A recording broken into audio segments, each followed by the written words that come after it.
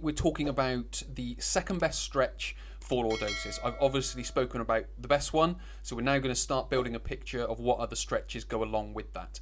And today we're going to talk about the origin and insertion of the particular group of muscles that we're going to stretch. Then we're going to talk about the nerves. Then we're going to talk about the fascia. Then we're going to talk about the function of those muscles. And then we're finally going to talk about the stretch itself.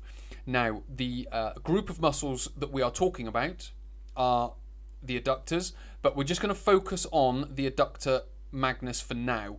We're going to talk about the origin and the insertion, which is the start of the muscle and the finish of the muscle, or the end of the muscle. The only reason I'm talking about this on its own is because these bullet points become much longer, and there are a lot of bits that go with it. So we're just going to focus on the adductor magnus, but as you can see here, we've got adductor brevis, adductor longus, and we've also got gracilis in there as well. If you want to include, you could include pectineus, which would obviously be on this side as well. But essentially what we're talking about is it starts up here, and certainly adductor magnus, it ends down here.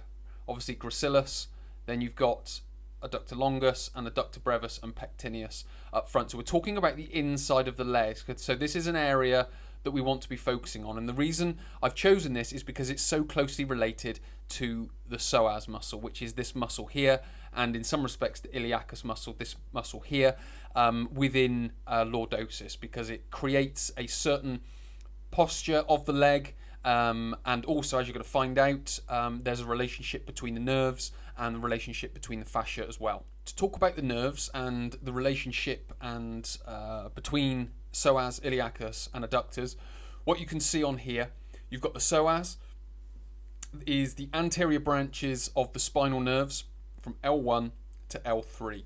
So this will be L5, S1, L4, L5, L3, L4, L2, L1, L1, L2, and then T12, L1.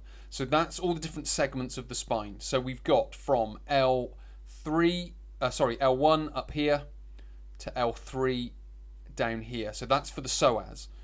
We've then got iliacus, which is now moving into the femoral nerve, which is L2 to L4.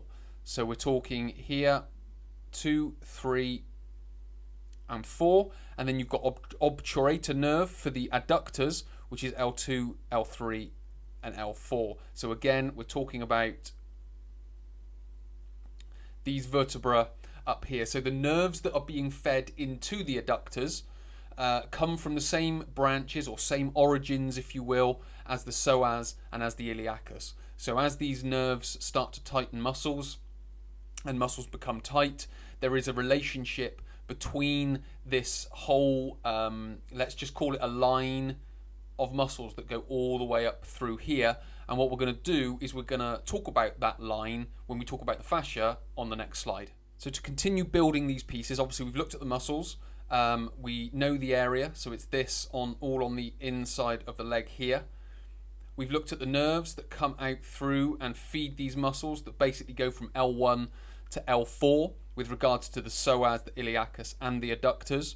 So when we're talking about the fascia, you can see on here, this is known as the deep front line, so the DFL, deep front line. So you can see that it goes from let's just say the shin, across, up through the adductors, up through psoas, iliacus, up into sort of the QL area, and then further on up.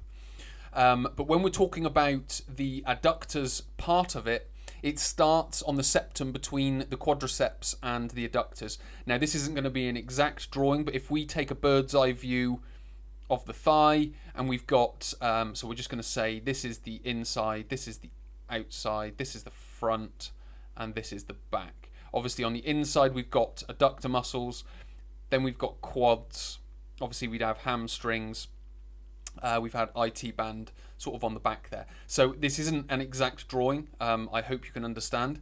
But basically the septum between the quadriceps and the adductors. So it's a line that continues using the muscles of fascia that come up through the quadriceps and the adductors to the femoral triangle, which is this area up here, if I can draw a triangle. so the femoral triangle, and then continues up to the psoas from the lesser trochanter. So basically what we're saying is, from a muscular perspective, obviously they are close to each other. From a nerve perspective, they are in some respects using the same roots from the spinal cord. And then finally, it's coming into this fascial line where all of these muscles, from essentially from the ankle down here up to the jaw and the top of the head here, they are connected through these fascial lines. So why I'm saying it's the second best stretch for lordosis, obviously the psoas is the main muscle which is going to exaggerate the curve of the spine, but then we've got all these muscles that sort of are connected around it that we need to be focusing on, because we can't just change one muscle within the system. We have to look further afield. The function of the adductors within lordosis is it internally rotates the knee and balances the gluteal activation. So we've got, if I just quickly draw on the adductor group, it will come down in this area. So when this becomes tight, the knee moves inward, and then we start to get this internal rotation of the leg. So it's then starting to create, not only with the psoas, the exaggerated curve. So if I draw that on here, the exaggerated curve, but we're starting to get the knees coming inward, and we're starting to then get dysfunction, because when this muscle becomes overactive, the muscle on the outside here, which is its opposite muscle, will tend to slacken off. So it's sort of creating an imbalance between the gluteal group activation. So it starts to point us in the direction of not only stretches to do, but also exercises or muscles to focus on, and choosing necessary exercises to activate those certain areas of the body. So when it comes to building the lordosis program, not only have you got the stretches, but you've got the exercises. You've got stretching the psoas and also stretching the adductors, which we're going to look at next with regards to a stretch. And finally, the stretch itself. It's a very simple stretch. So what we would be doing is we would be down on all fours, one leg to the side, and then essentially all you're trying to do is getting your foot and knee apart from each other. So as you can see here, hand on the floor, hand on the floor. I've got my neutral posture that I want. So again, if I'm in a lordotic posture, I would exaggerate that curve. But what you want to be doing is using the abdominals to flatten that curve there. So that's part number one.